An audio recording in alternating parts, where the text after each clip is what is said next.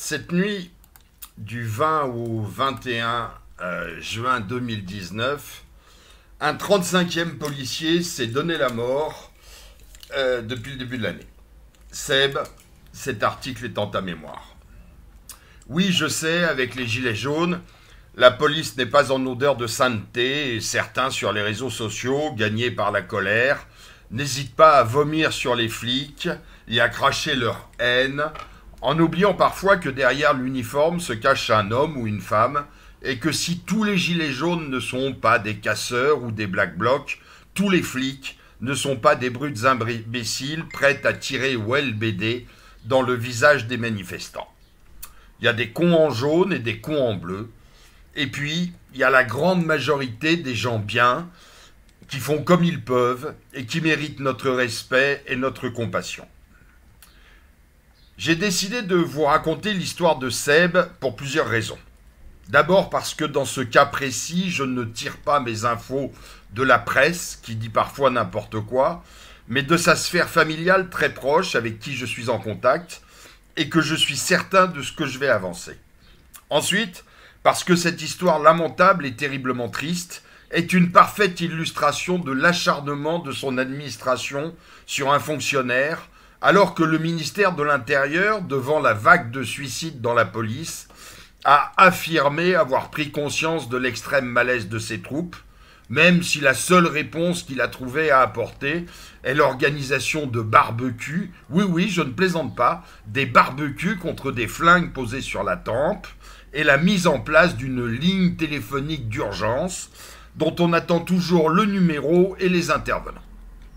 La dernière des raisons qui me pousse à parler, c'est que la presse, BFM en tête, commence à dire des conneries qu'il est urgent de rectifier, ne serait-ce que pour la mémoire de Seb et le respect de sa famille.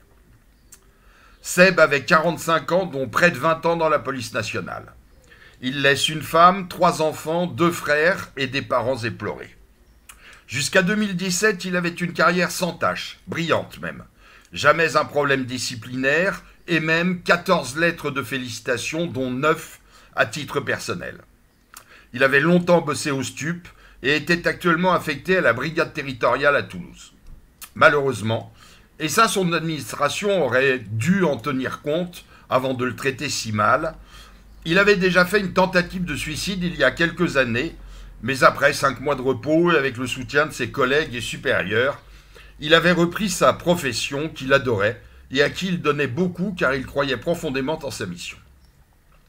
Seb s'était pacsé avec une collègue en poste dans le 93 et il désirait se rapprocher d'elle. Il avait donc, comme c'est fréquent dans de nombreuses administrations, cherché à permuter avec un de ses collègues en poste dans le 93, désireux de venir dans le sud. Autant dire que ce n'était pas compliqué à trouver. Échanger un poste dans la banlieue dure de la grisaille parisienne contre une mutation au soleil de Toulouse, certains flics attendent cette aubaine pendant 15 ou 20 ans. C'est même tellement rare et recherché que même si c'est parfaitement illégal, certains n'hésitent pas à monnayer cette permutation pour des sommes pouvant parfois atteindre plusieurs milliers d'euros, même plusieurs dizaines de milliers d'euros. Vous allez voir que cette information n'est pas anodine.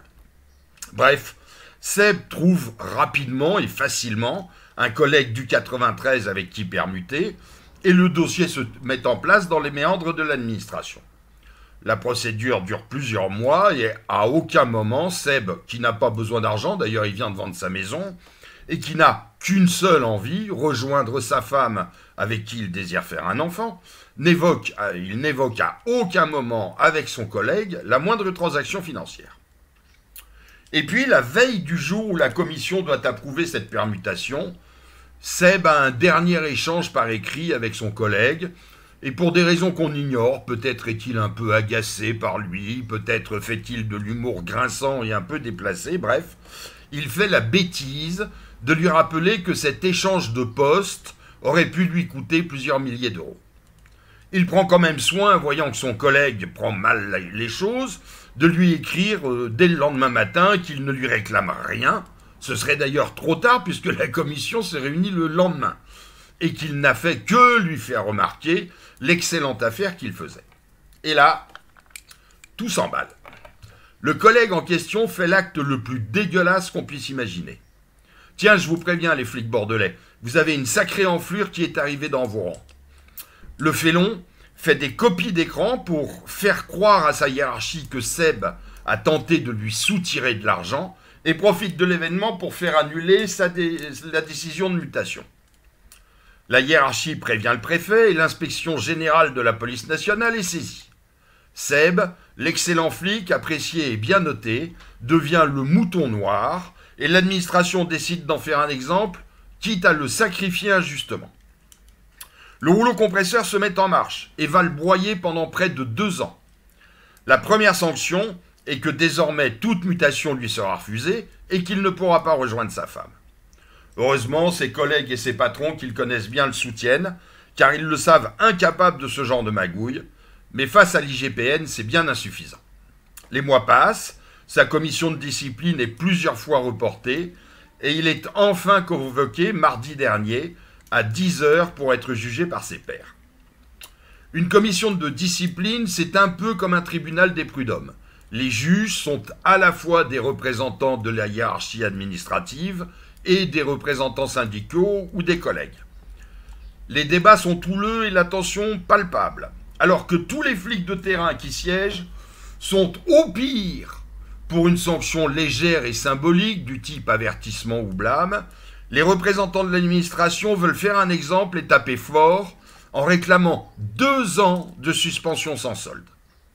C'est une sanction extrêmement rare que l'on ne donne que pour des manquements très graves à la déontologie et à des policiers au cursus déjà rempli de fautes, d'avertissements et de blâmes. Finalement, comme les membres de la commission ne peuvent se mettre d'accord sur la sanction, il est décidé de renvoyer le dossier au ministère de l'Intérieur avec néanmoins comme avis une demande de suspension de 2 ans sans solde. Seb sort de cette commission absolument laminé. Dès le lendemain, il reprend néanmoins son poste où il reçoit encore le soutien de tous ses collègues. Mais il ne supporte pas ce désaveu. Alors que sa carrière est jusque-là exemplaire, il est traité par son administration comme un ripou et on envisage de le priver de salaire pendant 2 ans après l'avoir désavoué. Hier soir, vers minuit, Seb s'est pendu. Paix à son âme. Cette histoire affreuse donne un éclairage terrible aux 34 autres suicides de flics depuis le début de l'année 2019. Il est urgent que l'administration prenne en compte le mal-être de ses personnels et les vies broyées que laisse derrière elle la politique du chiffre et une gestion scandaleuse des effectifs. Dans n'importe quelle entreprise privée, une telle hécatombe aurait déjà donné lieu à de nombreuses audits.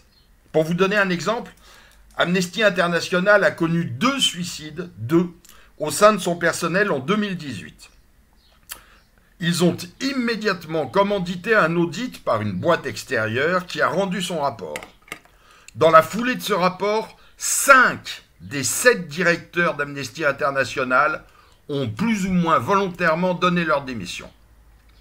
À quand la même prise de conscience place Beauvau? Je finis cette vidéo en rendant hommage à Seb et à ses collègues et patrons toulousains qui l'ont soutenu du mieux qu'ils ont pu. J'adresse toutes mes amitiés à sa famille et à ses proches. Et sur un plan personnel, je supplie 2 de mes amis flics qui me sont très chers, Claude et Pascal, de ne pas craquer face aux persécutions de leur administration qui fait tout pour les écraser et de rester debout tels que je les ai toujours connus. Vous êtes importants les mecs, déconnez pas. Salut les gens.